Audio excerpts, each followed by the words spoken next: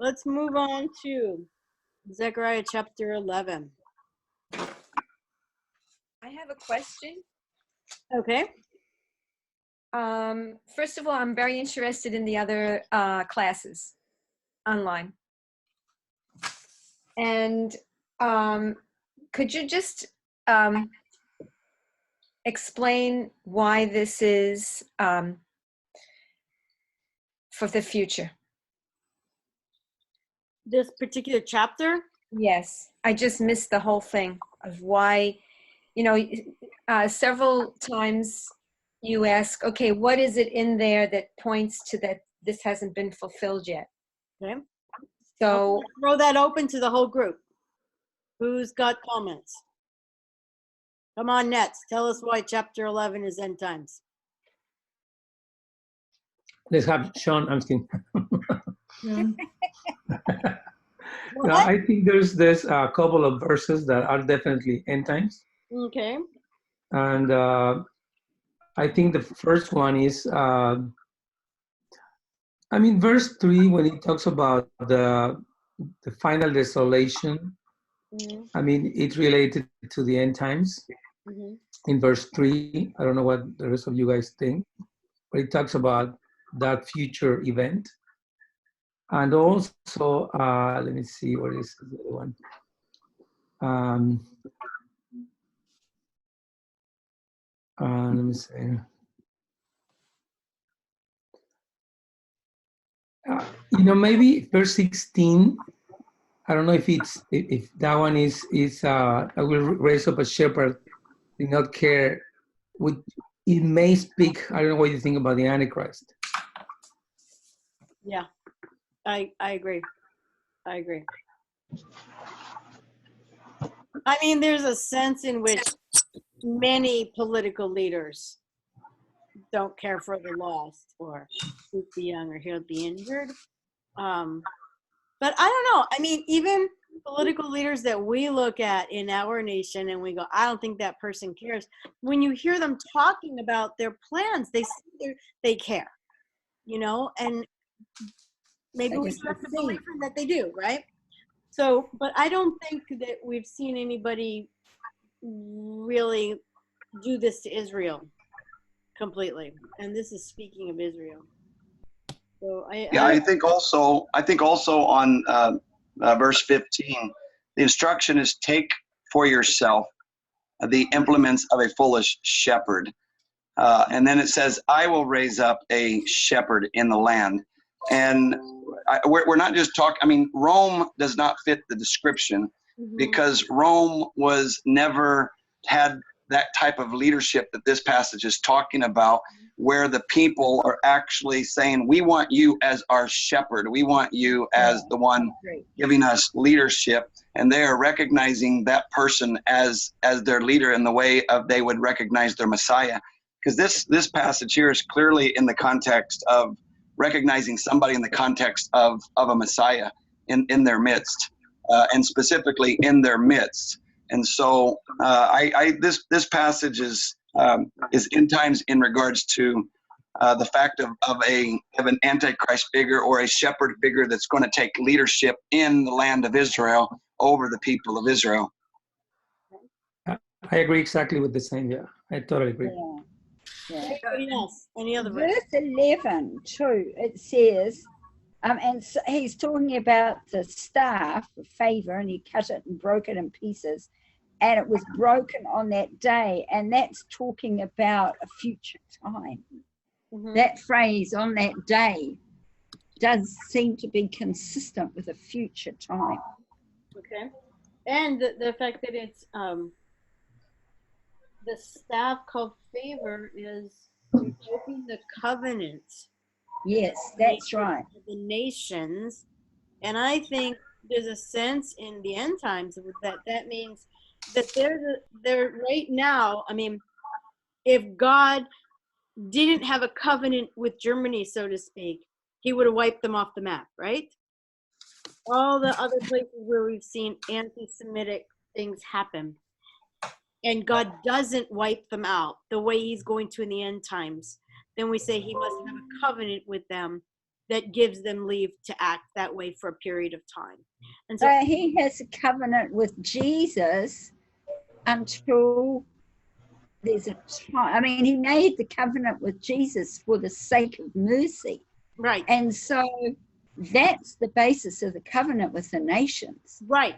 And this is talking It's about a different time to Israel. when- right. And so this is talking about a time when he breaks, he says he's going to break the covenant with the nations. And that speaks of when he comes back, the 30 days, That's right. thing, right? Yeah.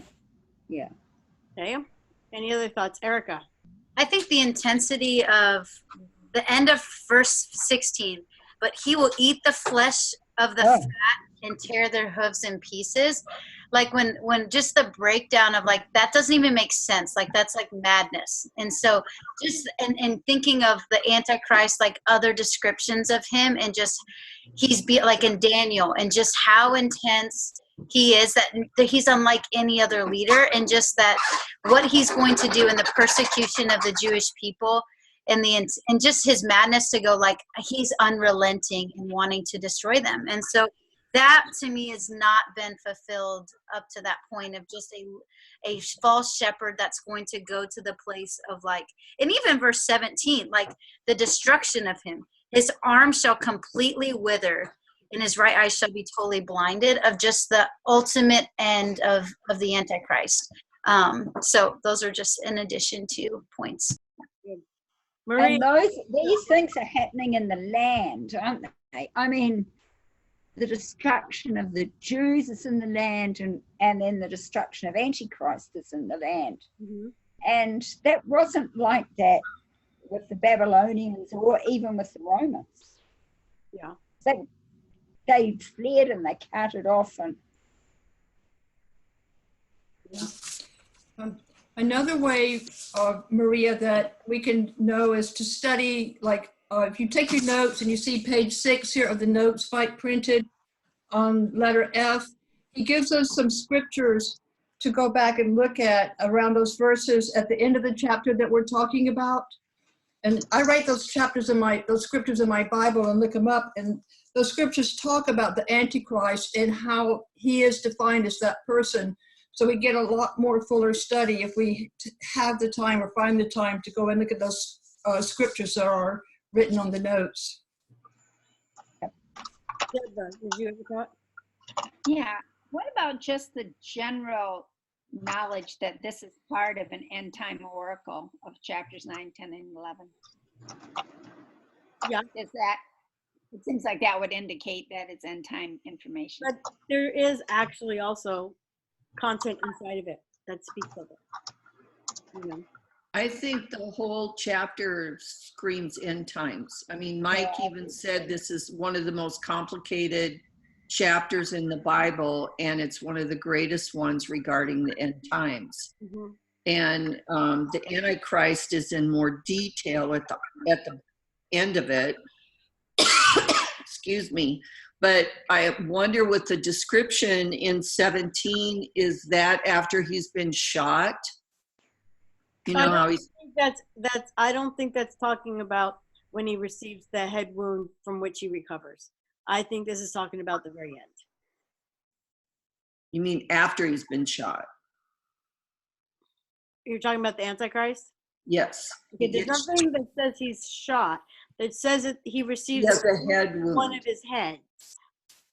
That it's just one of his heads. Right, to one of the heads, which if we see the heads as being various nations, then it seems to me that it's one of those nations that are in the alliance that he's leading, that something happens to them and it looks as though their nation will be dead, completely removed, and yet somehow their nation pulls out. So it could be that. Others have interpreted it as it's actually the Antichrist himself who suffers the death wound. Yes. But either way, 17 is speaking about more than a wound from which he recovers. 17 is speaking about final, complete judgment against him, I believe. Yeah. Yeah, actually, I believe, Kathy, that In Revelation 13:14, when it talks about the Antichrist that was wounded by the sword and was revived, it refers, I mean, according to that context in chapter 13 of Revelation, about himself, the Antichrist, not necessarily a nation, because they worship the beast that was wounded by the sword. That's true. Yeah. So But that's, this, yeah, no, I was gonna agree with that. Of just like it seems to be a physical like wounding of the Antichrist. the Antichrist, right? And that's Because the earth marble, when he's revived and he recovered, kind of like resurrected. right. And it's very plain in chapter 13 of Revelation, and also chapter 14 repeats the same. I agree. Yeah. But I think that this is talking about the sword striking his arm and not a death wound to his head. So I don't think this is the same thing. That was brought up in the Q&A also. That was good. You know, another part that I think hasn't been fulfilled either is just this part, verse 4 and 5 and 6, where he says that it's a flock, the Jews, they're marked for slaughter. Their buyers slaughter them, and the buyers go unpunished. And so I think that's speaking of, what happens when Antichrist takes over, and he's sending them to death camps, and he's killing them, that sort of a thing. And then he says, for I will no longer have pity on the people of the land. That would be the Jews. Yeah. I will hand everyone over to his neighbor and his king, suggesting that the neighbor and king are not Jews, I would think, talking about when they're conquered. And he says, they will oppress the land. I will not rescue them. So that just sounds to me like it's the last 3.5 years. Like it's the great tribulation, the time of Jacob's trouble.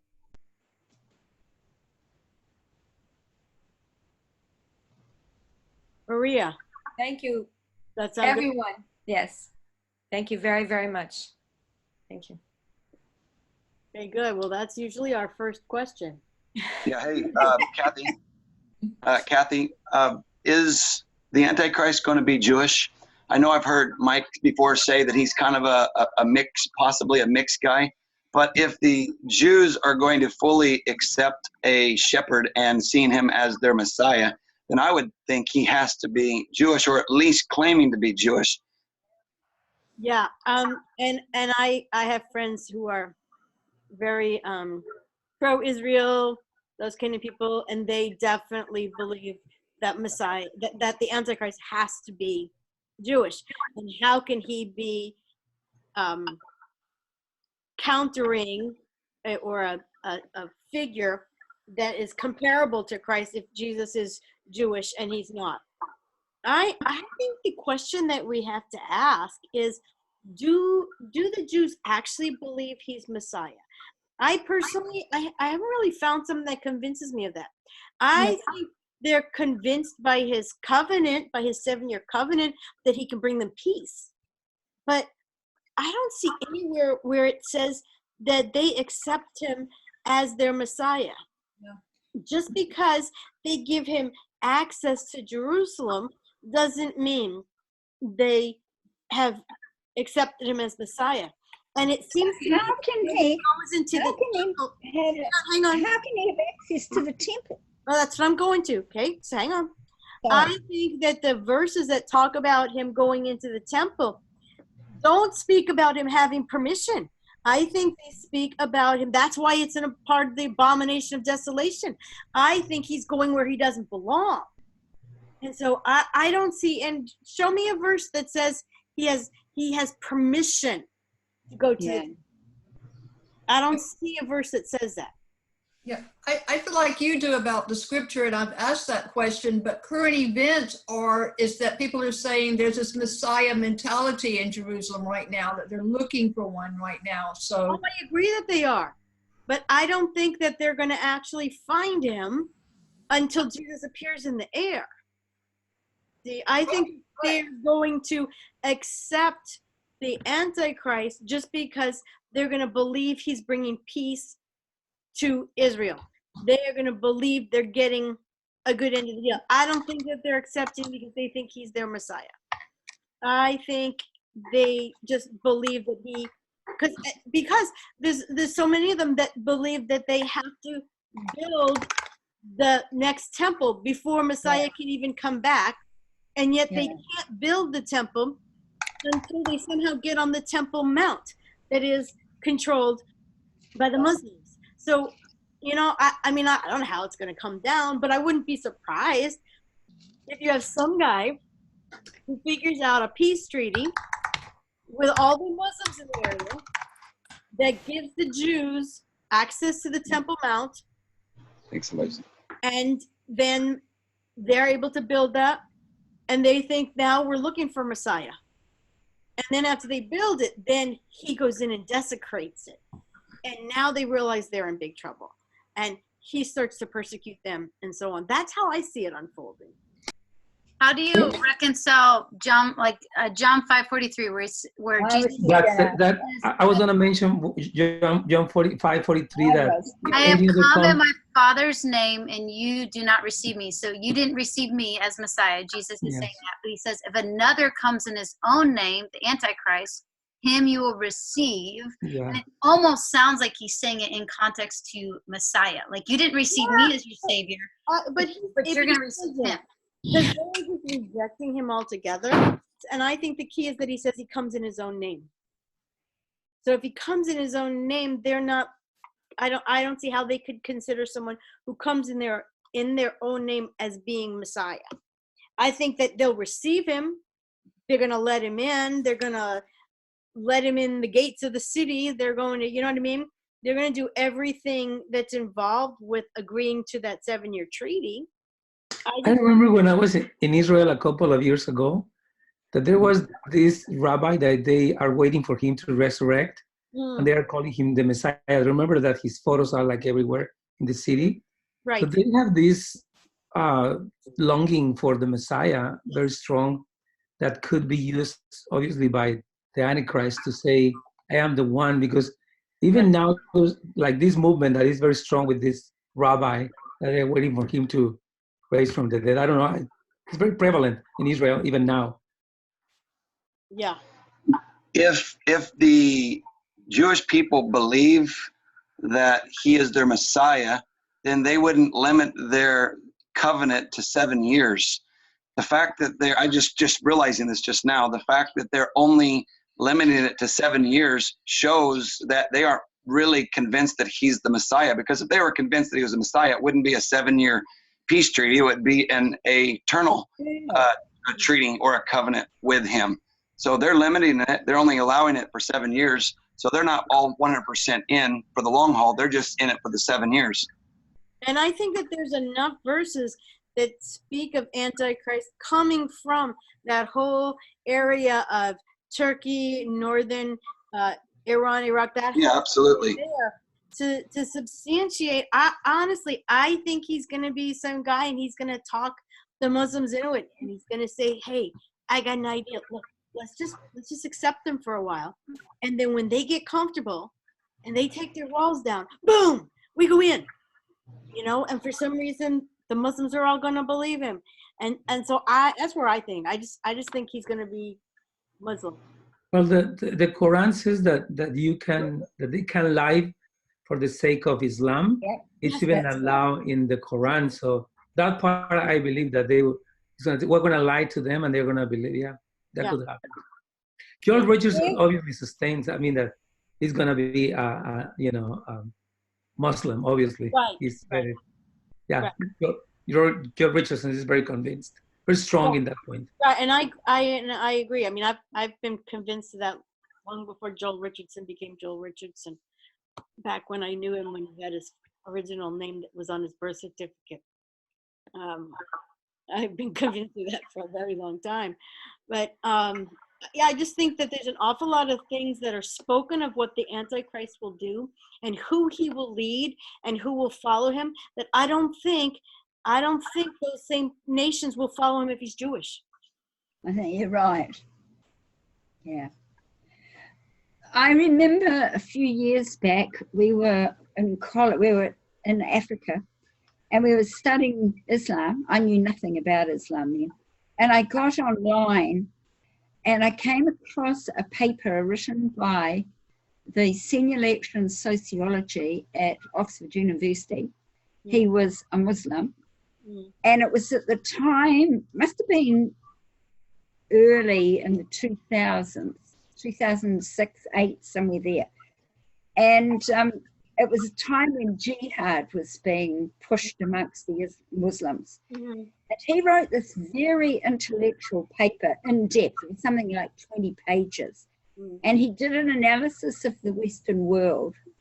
And he was saying, we don't have to pick up jihad. We do not have to get involved in jihad.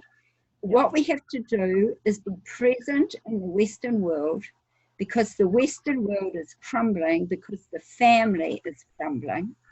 And if we are there when it crumbles, we can sail in and pick up the pieces, and we will have Islamic cultures.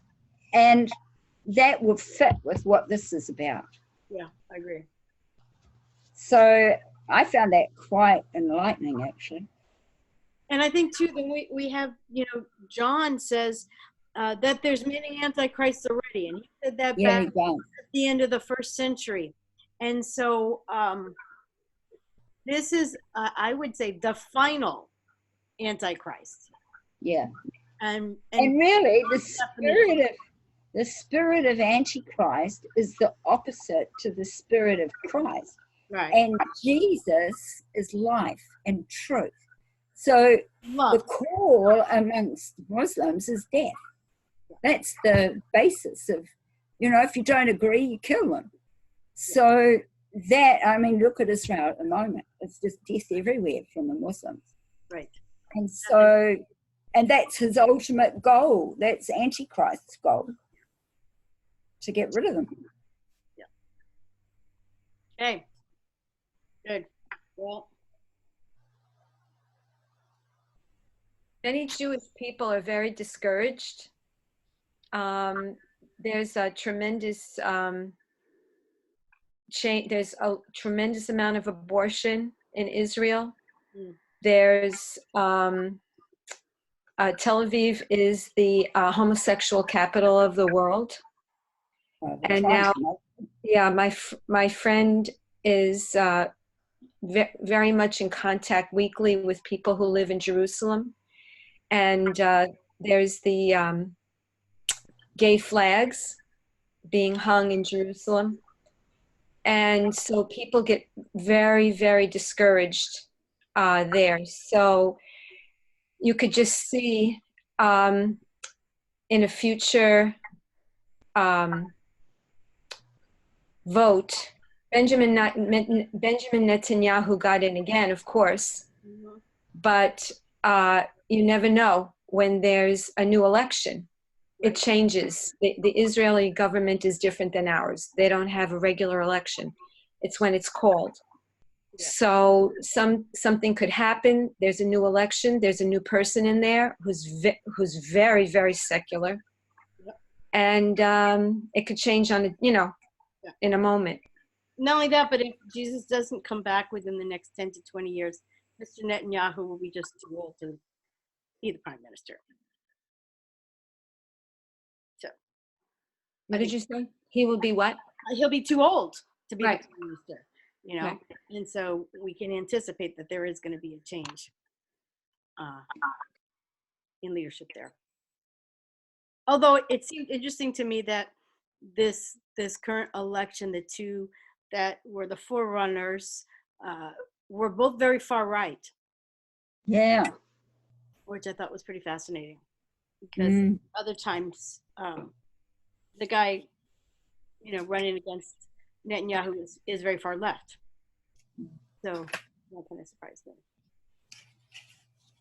Erica, what are you thinking? I have a different question. Just, can I throw it out there on Zechariah 11? Yep.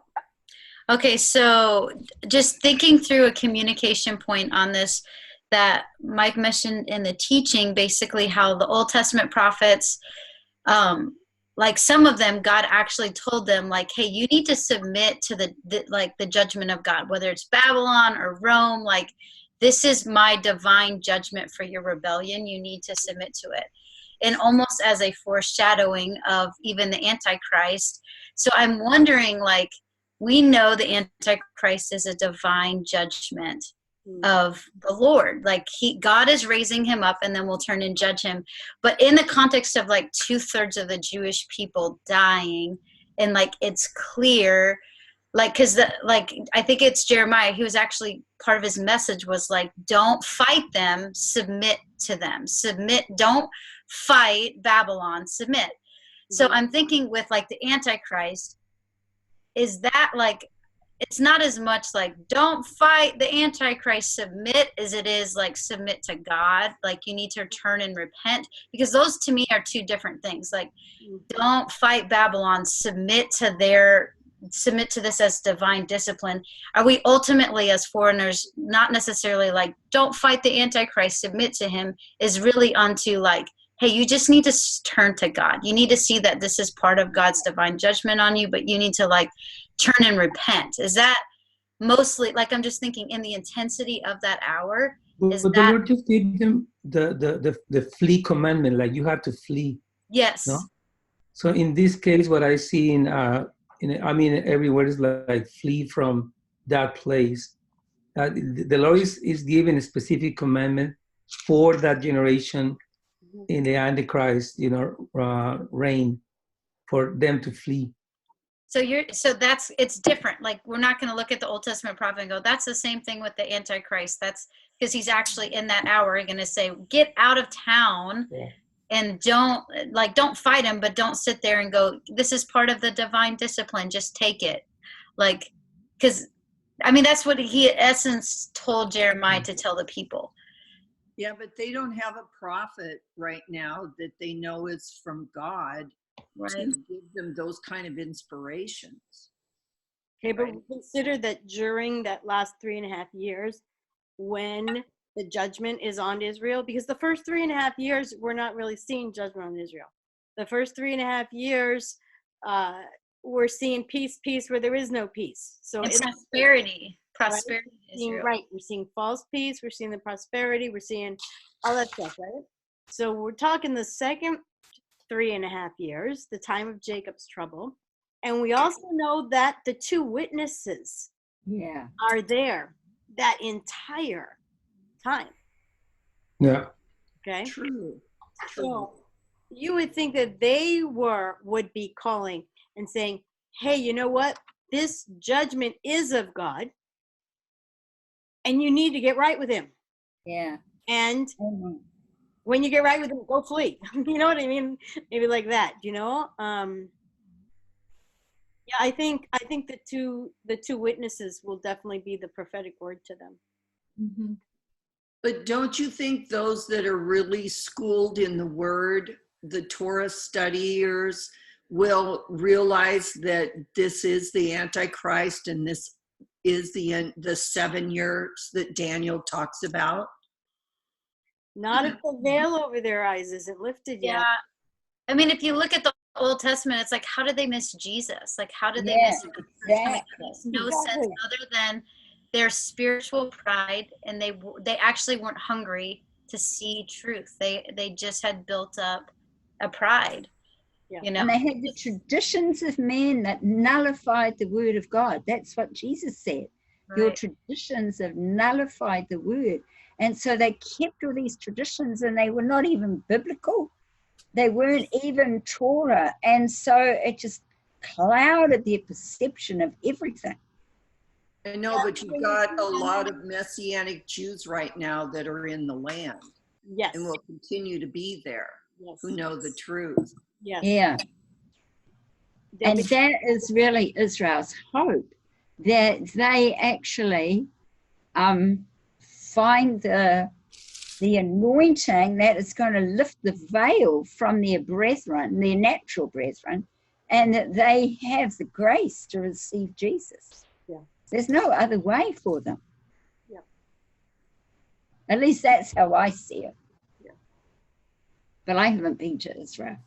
Martine, you've been so quiet. What are you thinking? I have a question along the lines of the same verse as Erica, 11:8. In French, the when it says my soul loathed them, Yeah, it refers to the sheep.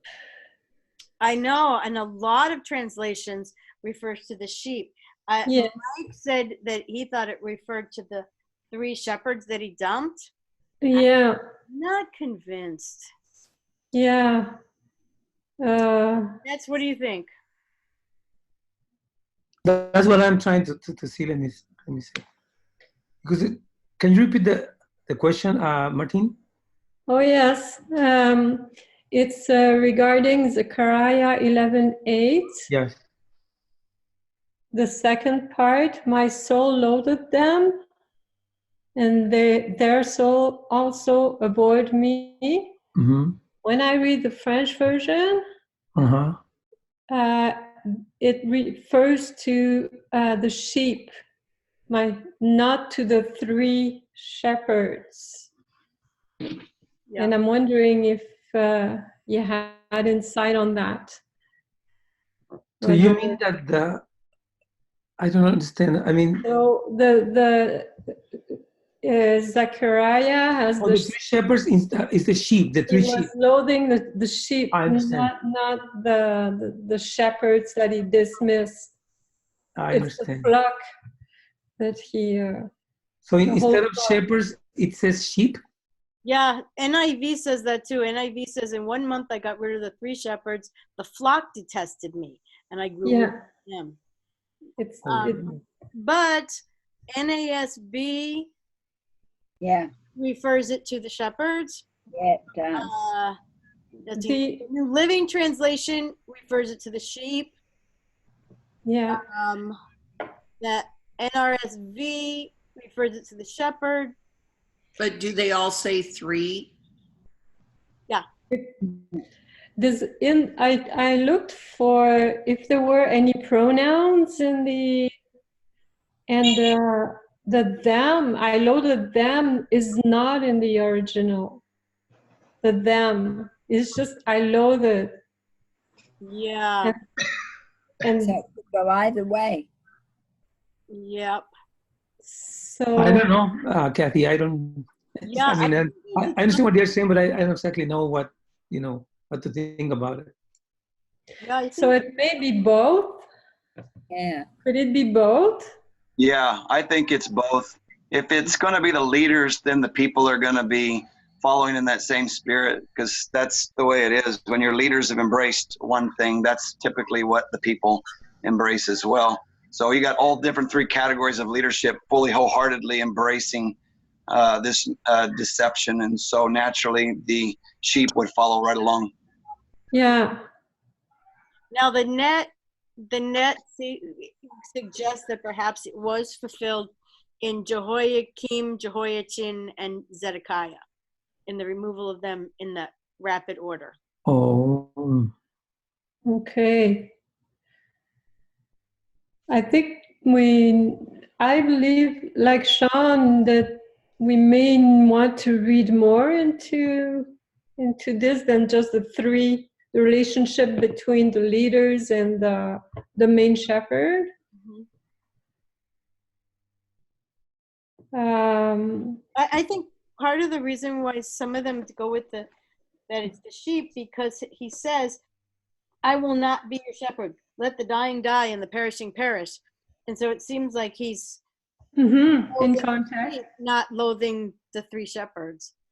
One of the things that I might think that the division of verse 8 will finish when it says evil, and then the verse 9 will start, where it says, however, in verse like, when this is my soul, then I said to them, to those sheep. Like it seems, because in the New Living Translation, there is a paragraph that finishes after the first part of verse 8. So that means that the second part of verse 8 may refer to what he says in verse 9. Like it's another idea. Right, and that would suggest that then it's the sheep. Yes, because he says, I also taught them, I won't be your pastor, your shepherd. Right. Yeah, So I think that's something. That's probably what suggests that it's the sheep, not the shepherd. Yes. If you look at it, Yeah. verse 8 alone, it looks like it's the three shepherds. Mm-hmm. Yeah. I have another thing also that I find surprising. It's the two staffs. Oh, yeah. That's surprising that the shepherd has two of them. Hey, Kathy. Oh, yeah. Go ahead. Sorry. I was just going to make mention. You were mentioning Jehoiakim and some of the last three kings before going fully into exile. How could that be a part of the storyline, considering they're in this passage of Zechariah? It's already into the Persian kingdom, time of Darius. So the other guys are already dead and gone. Right, I agree. I don't see how it could be that. I said that's what the Net Bible has as a. Okay. But I don't agree with that. Yeah, I don't either. Martine, back to the two staffs. Yeah, I find it surprising because, to my knowledge, shepherd, they only use one. I know, We right? call it, like in French, the staff is curved at one end to draw back and is straight at the other to hit animals that want to attack. Yeah. So a shepherd cannot work, can do both at the same time. Okay, it's hard to understand that part. I find it surprising as a metaphor or as a symbol or. But you know, one of the things that I've seen in regards of the two, and I was thinking about Psalm 23:4, where it says your staff and your rod. So there are two types of elements that they use. One is to like a hook or something, but the other one is more different. So it's one piece of equipment. Oh. With two different hands. Yeah. One is it's a rod and a staff in one piece of equipment. Okay. It has a hook, and the other end is to beat. Oh, I thought that the two refer. Yeah, I just want what you mean, but that's why I always when he mentioned the two in Zechariah, I thought about two pieces. Yeah. One for discipline and the other one more for comforting, kind of like realigning. I don't know. Yeah. I read some stuff on it, and it was like it's for protection, like if something's coming after the sheep, to grab the sheep and to ward off something. Oh, so they grab Animal coming against them, yeah. Okay, good. I thought it was Break interesting both of them. that he names his staffs. I was observing that in this whole chapter, there's some very interesting phrases or thoughts regarding the Lord. One in, I'll just go through it real quick, verse 4-6. The Lord himself instructs his flock to be fed for slaughter. And then you got the Lord himself feeding the flock for slaughter in verse 7-9. And then you got the Lord breaking the covenant between his people because of their wickedness in verse 10-11.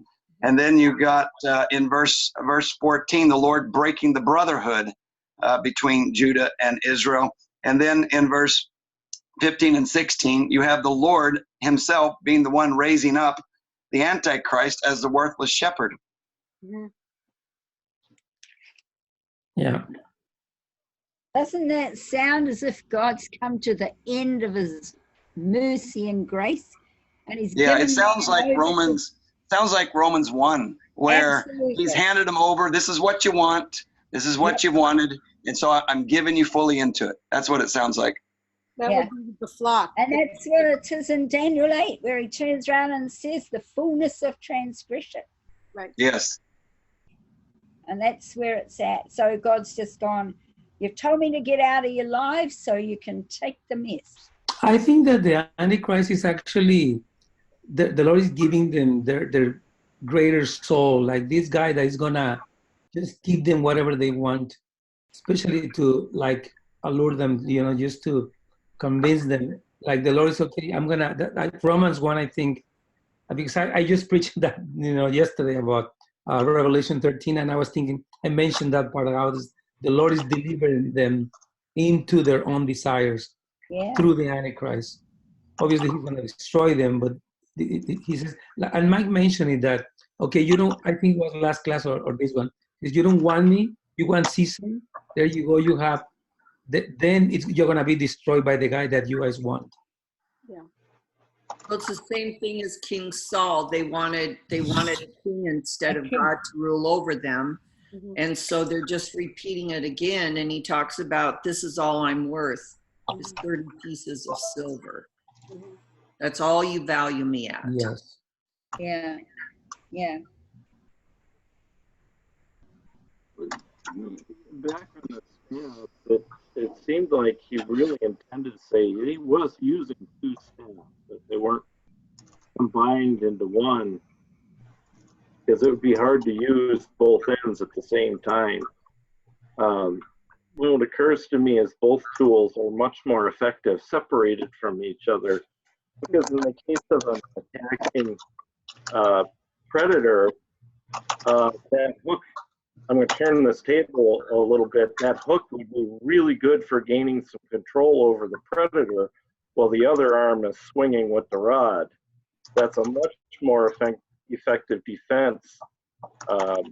The animals are going to scatter on their own, of course, and it's really hard to keep a flock all in one spot, and really the minority is the attacker itself, and so those tools could be directed much more, I think, effectively, being wielded as two separate ones at the attacker and not just shepherding, pushing sheep around while they're being attacked. And he's able to contrast himself and the Antichrist as well too, by being a shepherd of grace, and then when that's not what they want, he lifts it, and then when they've had enough of it, then they realize how good he is. Good. Other thoughts? I read that somewhere today, John. I was thinking it was a constable, but I couldn't locate it right now, that the shepherds used two staffs, which was new to me. I do have a question about that Zechariah, basically appointing, or God appointing him as leader. Practically, Kathy, do we have any indication of how that practically worked out? I mean, it's almost like he was giving himself the authority and saying, okay, you three classes or people of leaders, I'm now in and you're now out. How's it happen? Do we know anything? Did they have like a little revolt about that? Or I mean, just part of what we don't know is, did this actually happen, or was this a prophetic story? Is this the Lord speaking this story, as it were, to him? Maybe this was a dream. It happened in a dream. So we don't really know how exactly it unfolded. I mean, it's a little strange if it was in reality that he would quit and first break one of his staffs. I mean, why would you break your staff just because you're quitting your job, right? And he breaks one, but it's a prophetic action. And then he talks to them about the money. And then after that, we have another prophetic action because he throws it to the potter, which is a prophetic action that is later fulfilled with Jesus and Judas. And then another prophetic action where he breaks the staff. And I think one of the things that's fascinating here is that when he's breaking the staff of union, the brotherhood between Judah and Israel, Zechariah, aren't they back? I'm trying to remember when Zechariah happens.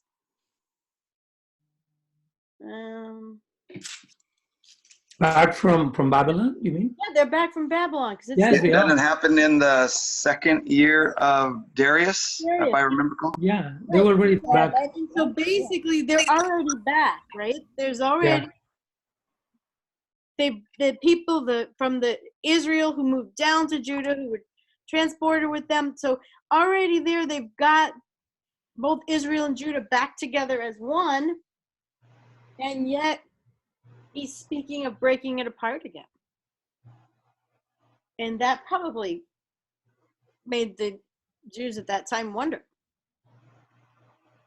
So honestly, I don't think we have anything that tells us if this is an actual event that happens or if this is a prophetic story.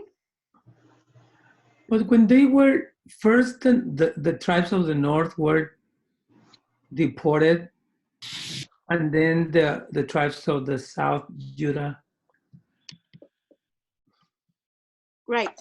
When they were deported, they were scattered. Oh, excuse me? We also know that during the time when the north was under evil kings, there were people who left the north and came to live in the south because they still wanted God. Mm-hmm. Which is how we have, Anna, who's not of the tribe of Judah in the temple, or not of the tribe of Simeon, or not of the tribe of Benjamin. How did her family obviously didn't get carried off to the Assyrians? Her family was with the Jews that went to Babylon and came back.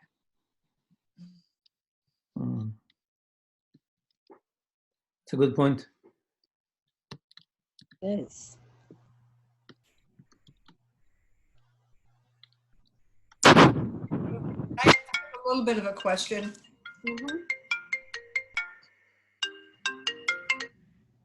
There we go. Is that maybe in parallel to let those that are left eat each other's flesh? Where so maybe it's Judah and the north and the south. We're used to thinking that, but maybe he's implying this is how you turn on yourselves. Now it's man to man. Similar to chapter 14, when he talks about the great panic that everyone will seize the hand of his neighbor. That's 14:13, and raise his hand against his neighbor's hand.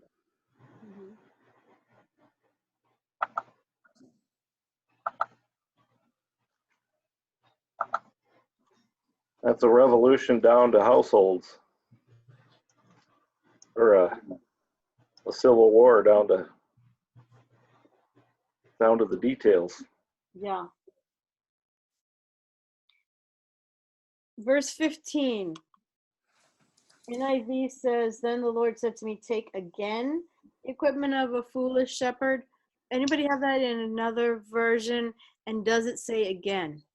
No, mine says, next, take for yourself the implements of a foolish shepherd. So it says next, and the Lord said to me, next. And I have New King James. You have New King James. And I have in the Spanish doesn't say NASB. next. This Spanish says what? It's just, he told me, take, that.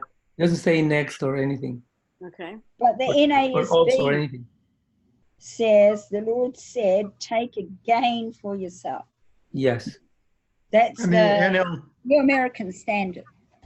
In Hebrew, it's the word that has to do with continuance, still, yet, again, moreover, continuing on. So it would be a little hard to know, is he contrasting with that before he didn't have the equipment of a foolish shepherd, and so he was not a foolish shepherd then?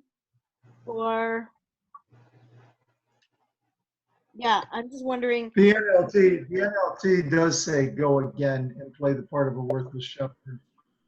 And so it's interesting how what version you're reading gives you really different perspectives on it. Yeah. It sounds to me like they're maybe not so much different perspectives, but trying to grasp the concept of a continuance. Right. Continue along. Continue as you have. Keep The going. question is it continuous, like you already did it once, now do it again, take it up again? You broke the staves, but just take it up again?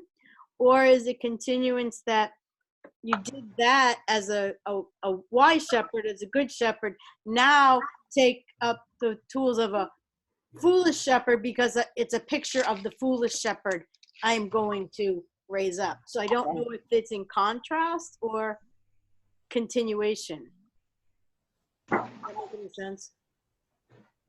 It seems like a continuation, it seems to me. Yeah.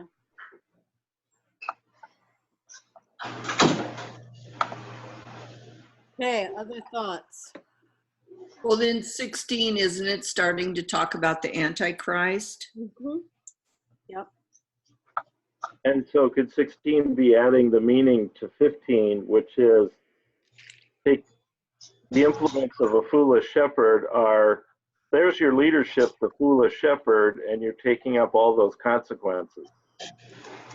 But I kind of compare it, okay, that the foolish shepherd is not going to care for the lost, not going to seek the young, not going to heal the injured, not feed the healthy. And look back to verse 9, when Zechariah said, I won't be your shepherd. Let the dying die and the perishing perish. Let those who are left eat one another's flesh. Sounds like he was kind of being a foolish shepherd right there. So what's that about?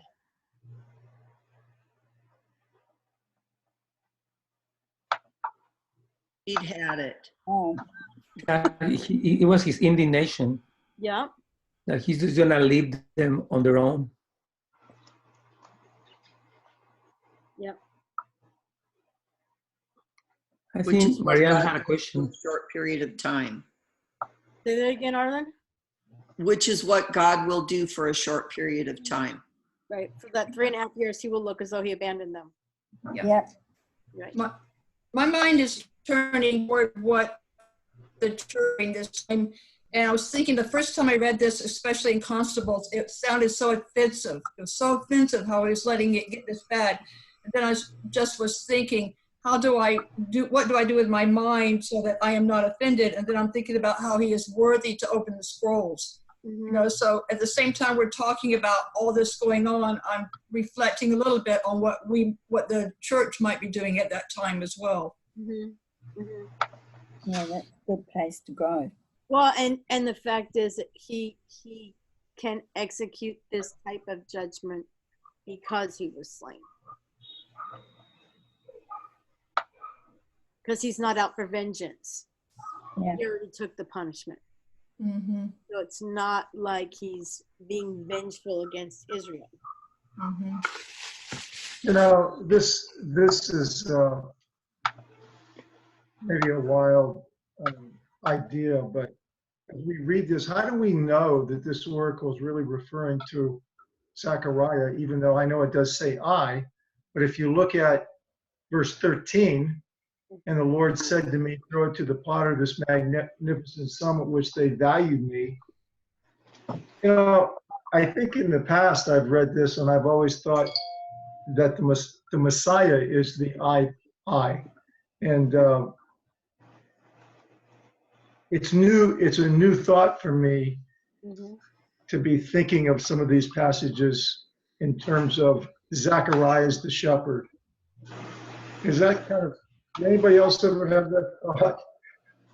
Could I say in the Messianic Bible, it's the Tree of Life version. It says in verse 13, then Adonai said to me, throw it to the potter, that exorbitant price at which they valued me, and the me is capital M.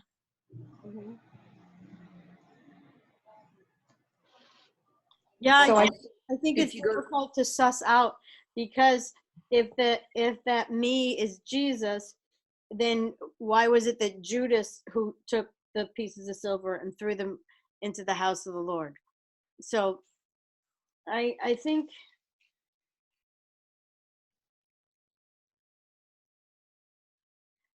I've never heard anybody interpret it as being Messiah, as the one who was pasturing the flock. I've always thought that it was Zechariah as a picture. Well, I mean, I guess with the exception that the real shepherd is Jesus, Right. and the whole passage is speaking about the shepherd versus the, and I don't know, it's just the way I think I've looked at this.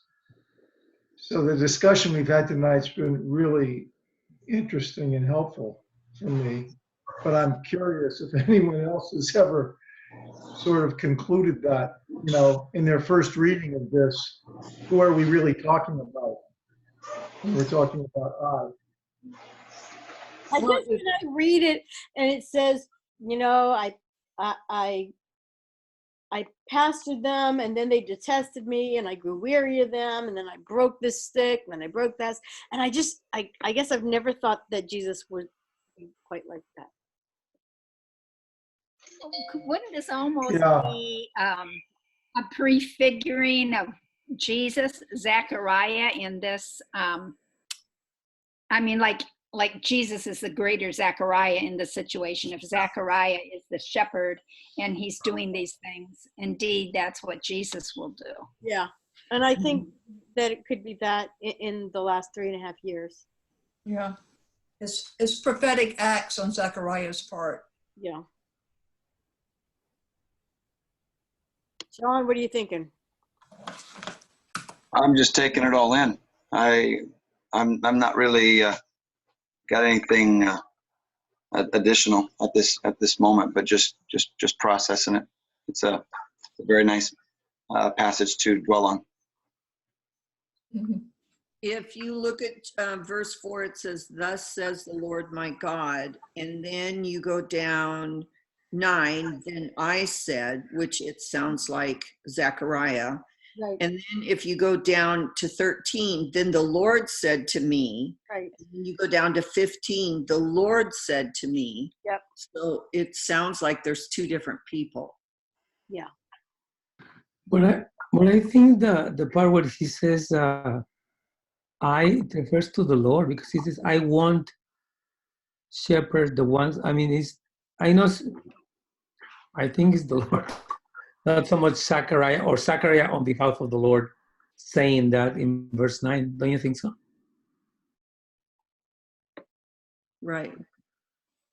Yeah, I mean, I think that I think that the Lord speaks to Zechariah in verse 4 and says, "Be a shepherd to the flock that's marked for slaughter." And I think that the I in verse 7 is Zechariah, and that the I in verse 8 is Zechariah acting on behalf of God. I think that Zechariah is the one who's doing these actions, but in a prophetic sense, representing Yes, what God is going to do in the last 3.5 years. I believe so. And I don't know whether he actually went and pastured, shepherded a flock, or whether this was, again, in a dream, in a vision, how the Lord spoke it to him or revealed it to him. That happens also in Revelation when John, the angel is talking and then it's Jesus talking. It's like this. I don't know if you have realized that sometimes when John is speaking, the angel is speaking and then it's I, the Lord. I think there's like the Holy Spirit was upon him. He was speaking on behalf of the Lord. Right. Mm-hmm. Yeah. Right. So it seems like Zechariah, he was giving the word of the Lord to the people, and they're rejecting that word, and perhaps to silence him or to get him to shut up, and they don't want to hear the word of the Lord anymore, and they fully rejected the Lord. They just said, hey, here's 30 pieces of silver. We don't want this. He takes it and he actually throws it into the house of the Lord himself, and fully to actually do it prophetically. And it's something that later on happens through Judas, and then it's going to happen again later on in the end times before Jesus returns again a third time. So another confusing verse I would have is that in verse 11, what was the covenant that Zechariah had? Now I know that this is an oracle, but doesn't that covenant really refer to God's covenant? Right. I agree. With the people? And right. isn't So Jesus? I think it's a picture. I think it's a prophetic picture of what Jesus will do in that day. Mm-hmm. It also does. I'm sorry. I wondered. Go ahead. Go ahead, Marianne. It's a nice thinking picture. that in Revelation 20:22, where John bows down before the angel. He says, no, don't do that. But then in verse 13 says, I am the Alpha and the Omega. So it's like, oh, okay, so who's talking here? Because he says, okay, don't bow before, because I'm just your servant with you, worship the Lord. But then all of a sudden says, I am the Alpha and the Omega. It's kind of like in the prophetic, you see how there is this mix of always like, the Lord and the people speaking at the same time. I've seen it many times. What chapter is that? Where's that, Nats? Revelation 22. 22. Verse 9. When, John, verse 8, then John bowed down before the angel. And he says, he says to me in verse 10, do not seal the words, and then whatever. And then he says in verse 13, I am the Alpha and the Omega. Right. The one that is speaking to John is the angel. Right. Yeah, and that's true, because verse 6, you have the angel. Yes. Then verse 7, you have Jesus speaking. Then you have John saying, here's what happened when I heard all these things. Yes. So I went to worship this angel, and he said no. And then it switches back to Jesus speaking in verses 12 to 16. Yeah, but that doesn't. Yeah, I mean, but it's funny, not funny. Like it's like interesting how it seems that they are. It's just, because he says that the angels, the angel were talking to him, and then he bows down, but he says no. But then he speaks. I mean, it's kind of like that part is kind of like, because I see the same in Zechariah. He's speaking and then says, "I won't do this."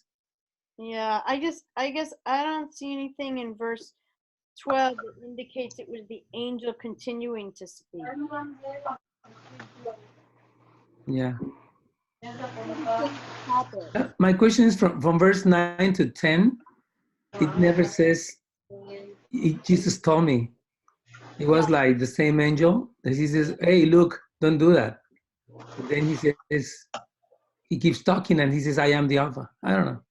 It's just an interesting point there. Yeah, it's interesting.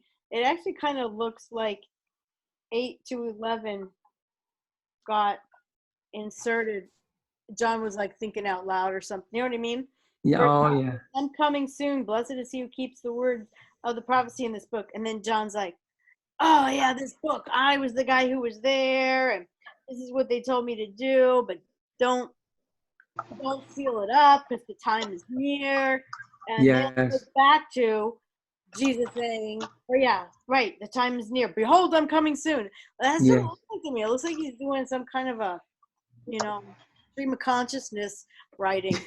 Kathy, could this be an example of, I don't know, maybe you mentioned it early on, that we think linearly, and like we think all the scripture should go just like this, where the Hebrews thought like spaghetti, all of it together, and they didn't have to go 1, 2, 3. Right. And that's why in so many prophetic passages, it's jumping time periods, and you're in the millennium, and then you're in the end of the tribulation, and then you're in the church age, and then you're in the age to come. And yeah, they didn't seem to be quite as ABC, Roman numeral 1, 2, 3. You know, to me, from would verse 9, it says, he told me, and he keeps talking. And then he says, behold, I'm coming soon.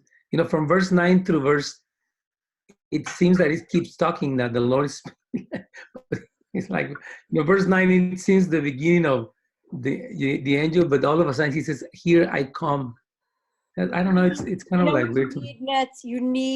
You need a red line study Bible where it puts all the words of Jesus in red, and then it's really clear. Oh yeah. You know what I'm saying?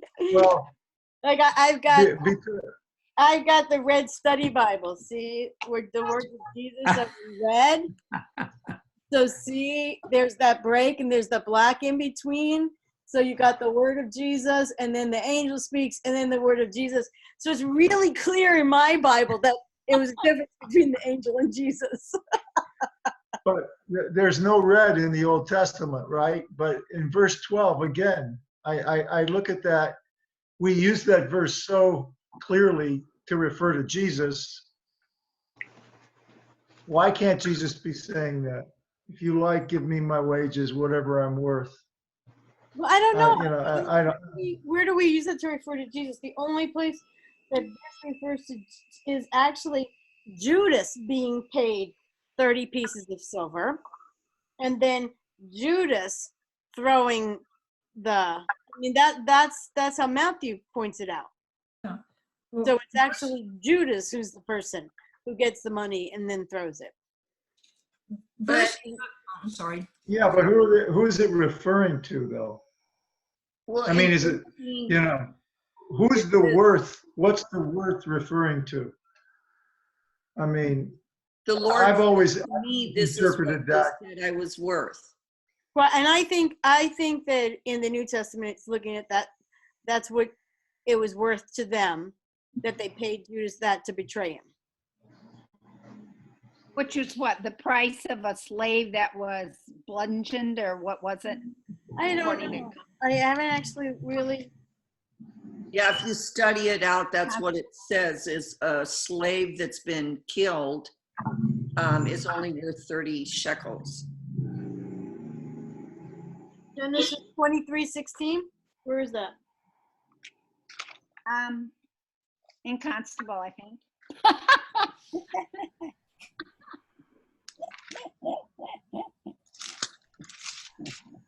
So it seems to me it's pretty clear it's the value of a shepherd. Well, Jesus is the shepherd. So the value of the shepherd in the New Testament was the 30 pieces. The value of the shepherd in Zechariah was only 30 pieces. Or in other words, when they sold Joseph as a slave, he was sold for 20 pieces. On page 6. That's the price of a shepherd. That's how they esteemed it. That's not really esteeming, but that's how they measured this value. The value of the shepherd. The value of a dead slave shepherd. On page 6, letter B, I'm reading Mike's notes, and as I read it,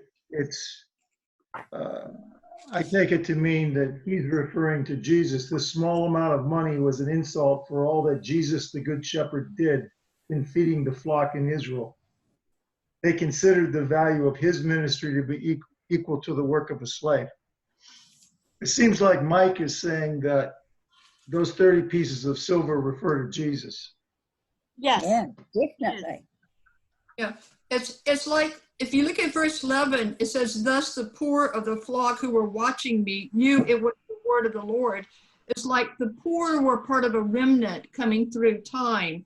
And then Jesus uses this scripture to refer back, as you said. Something to me really beautiful about how the poor are watching it. It's like the Lord is, to me, saying, you're not a part of that, you're watching. And this, then it comes to pass through time. Mm-hmm. But I wonder if you... Interesting that Matthew 27 mentions that it was Jeremiah's prophecy, not so much Zechariah's. But I think it sounds to me like that 30 pieces of silver is exactly accurate, because they're not making a spiritual judgment with the 30 pieces of silver. But Jesus esteemed himself to do the work of his Father, which was to be the lowest of the low. That's pretty accurate wages. Yeah. You know what else I'm wondering? It's very consistent. It goes back to the verse that Mike's talking about is Exodus 21:32 that says, if a bull gores a male or female slave, the owner must pay 30 shekels of silver to the master of the slave, and the bull must be stoned. Now, that's back during the time of Moses. Now we're during the time of Zechariah. I mean, inflation. I mean, are we saying that 30 pieces of silver still retained the same value? And then we have 30 pieces of silver during the time of Jesus? Does the 30 pieces of silver have the same buying power and value in the time of Jesus as they did back in the time of Moses? In verse 12, he says, I said to them, if it is good in your sight, give me my wages. But if not, never mind. And that's what they decided he was worth. Right. Was worth a slave. Right. But when you consider it, 30 pieces of silver was not just worth a slave like for one day. You had to pay the guy 30 pieces of silver to make up for all the work the slave was going to do in the whole rest of his life.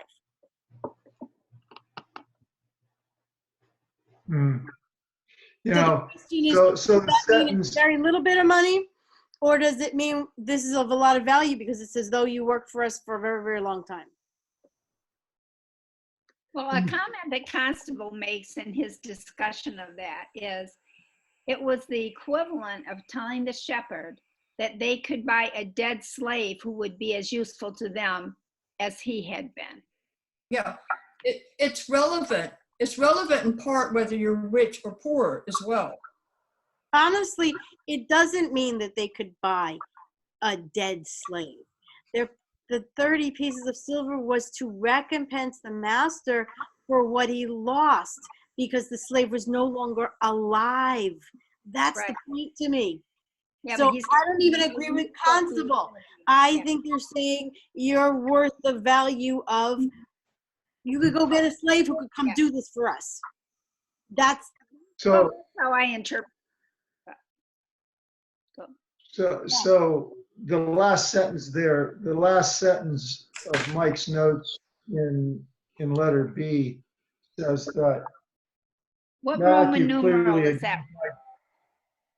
It's on page 6. Well, it's on page 6. On page 6. It says, Matthew clearly identified this passage as referring to Jesus. Yep, so let's take a look at Matthew 26. You know what is really weird, that when Matthew quotes Jeremiah, Jeremiah's prophecy talks about 17 pieces of silver, not 30. Yeah, just to complicate it a little bit more. Okay. Because Jeremiah 32 verse 9 says that when I bought the field from Anathoth, paying Hanamel 17 pieces of silver. That was a field, and he's not a potter. Yeah, but Matthew says that he's quoting Jeremiah. That's the only part what Jeremiah says about pieces of silver. Yeah. Okay, so technically in Matthew 26, it says Judas Iscariot went to the chief priests and says, "What are you willing to give me if I hand him over to you?" And they counted out for him 30 silver coins. And from then on, Judas watched for an opportunity to hand him over. Matthew does not draw a conclusion that this is like Zechariah at all. No, Matthew 27:8. Then Matthew 27:8. Oh, just the field. I'm sorry. Yeah, it's just the it is, field, because not the. verse 5. So what happens is, and Yeah. let's go back to verse 3. When Jesus, who betrayed him, saw that Jesus was condemned, Yes. I think he thought that Jesus was going to, boom, show his power. Yes. And he was really doing this not to get Jesus killed, but to give Jesus a push to Yes. go be Messiah boy. Okay? And so then he says, I've sinned, for I have betrayed innocent blood. And they say, well, what's that to us? That's your responsibility.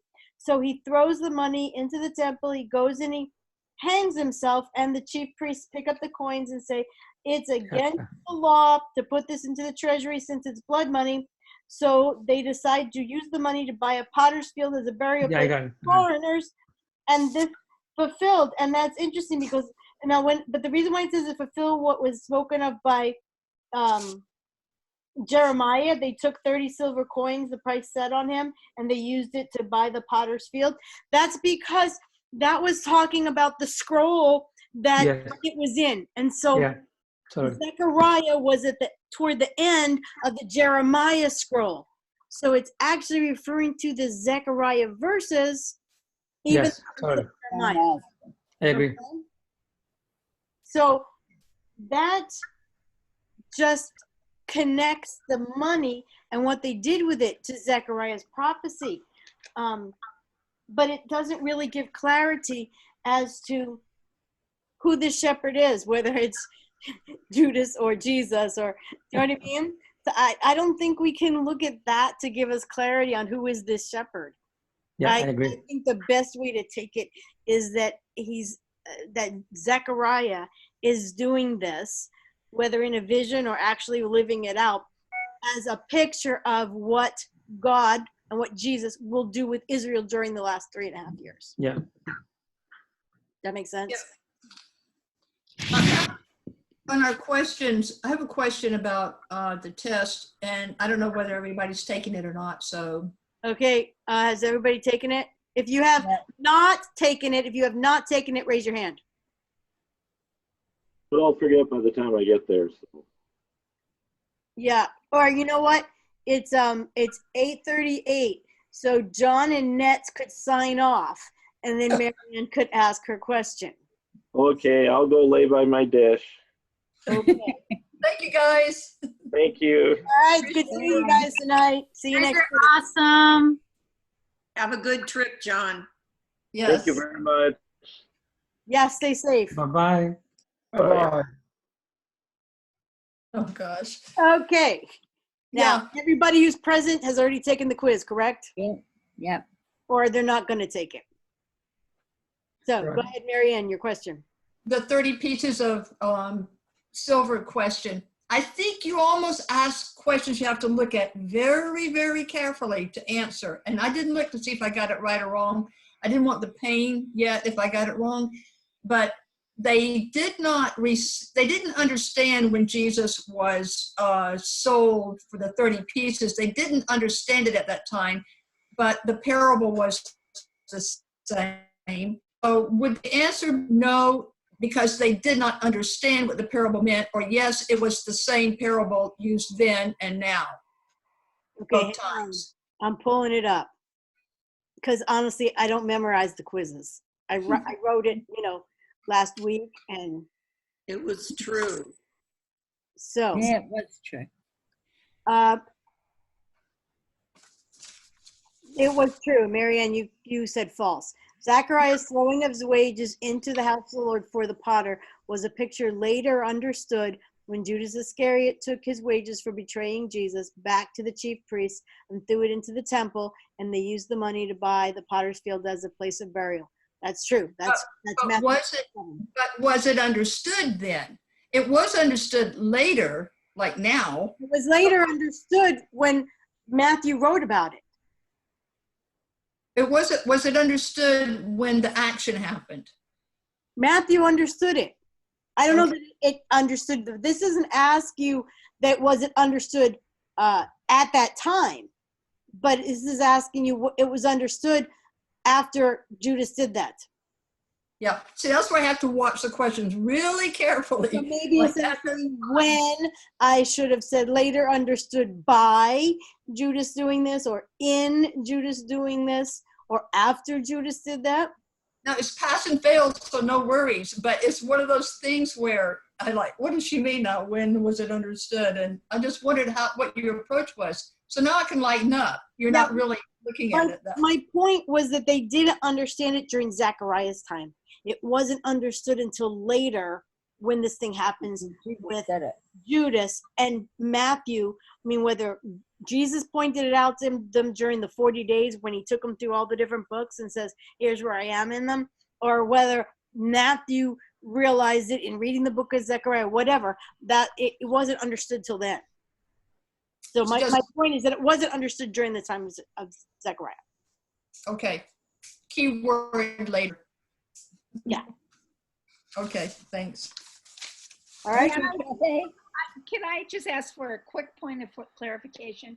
The thrust out of Israel again, and the missionary thrust by God, that's in the millennium, not the 43rd month. Is that correct? Correct. Okay, thank you. That would be Isaiah 66. Are we going to have a quiz the last Wednesday? Yeah. We have every other time. Every other time I've said to Ruben, do we need to do a quiz? And he'd say, look, Mike taught it, give him a quiz. So, yeah. So the question is whether or not we're going to meet the following Monday. That's the question. Because, see, the local groups will never discuss what Mike teaches session 15. Which is Malachi. Right. So I can give you a quiz on that, no problem, because everybody does that independently online. The question is whether or not we meet that day. Which is what day?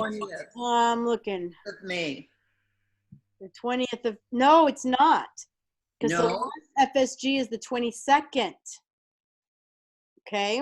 So it would be on the 27th, which is Memorial Day. Not It's that I'm because we had a snow day, right? I right, think it's we had a snow day.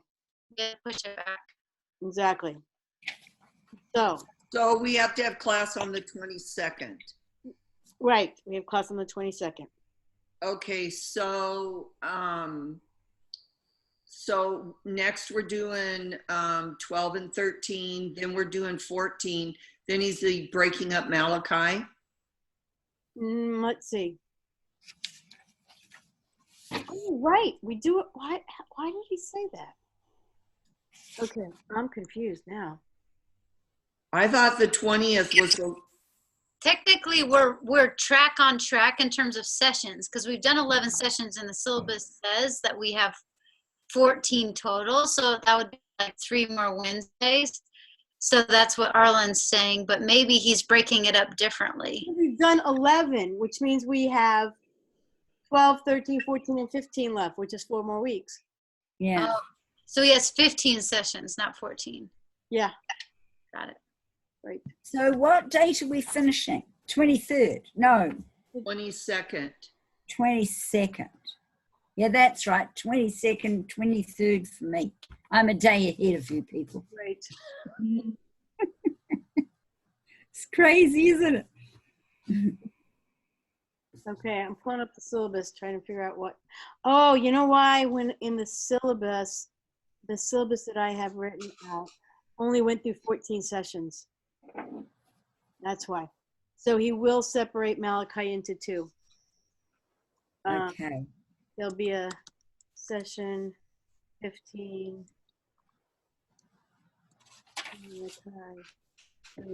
I sent him the list from the students version, which has only 14 sessions because the students finished the week of May 15th. Okay. That's right.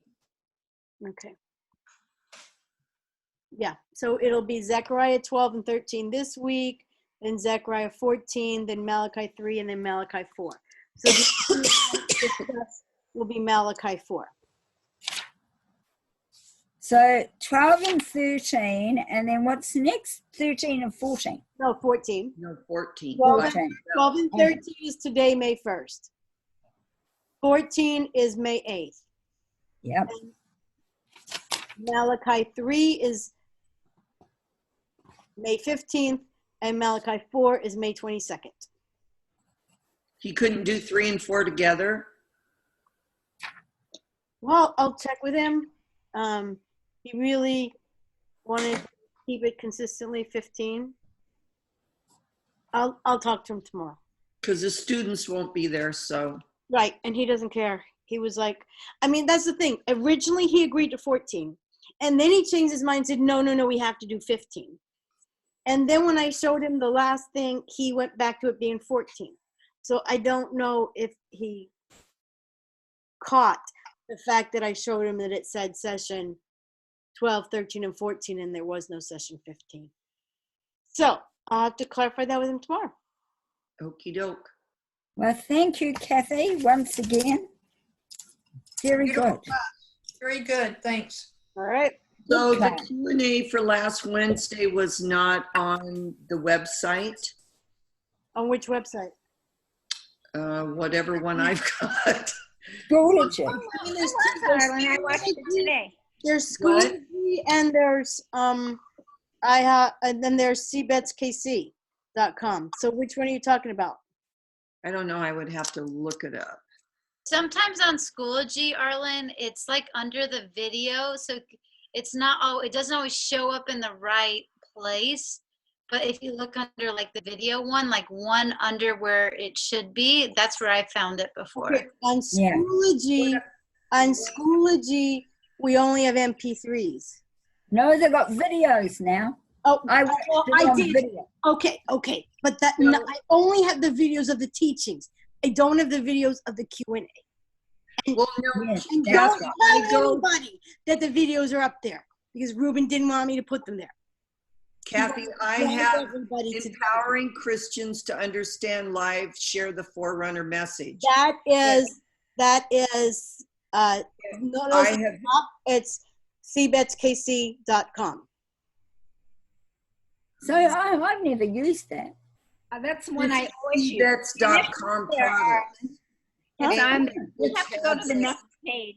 It says it's got like through chapter 9, then you have to go to the next page or something. Right, and they've had the Q&A on there before. This time it just had the video and both notes. Okay, hang on. Rain, I Hold up. watched it today, the Q&A, You did. Where did you pull it up? right where you are. Really? Yeah, I'll look again. Cbets.com. Oh, there it is. It wasn't there before.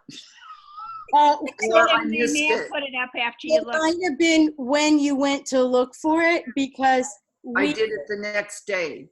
right. Yeah. And what happens is we Timothy Kim processes the videos and then gets to us after he's processed it, and then we have to wait until it's actually the website itself that he processes it on is finished assembling it before we can post it. And so it usually takes between 24 to 48 hours before Matt can post that video. Okay. The reason why But the it reason wasn't why the teaching yeah. one is up, the teaching one is up there because he takes that from Zoom. Okay. Like it's recorded Zoom. But since they want us to put the high definition one up rather than replace them and stuff like that, he just puts the teaching one up for the group that meets the next day, and then he puts the Q&A up once we get it. Okay. All right. Well, I'll listen to it then. Well, thank you. Very good. Thanks. See you all next week.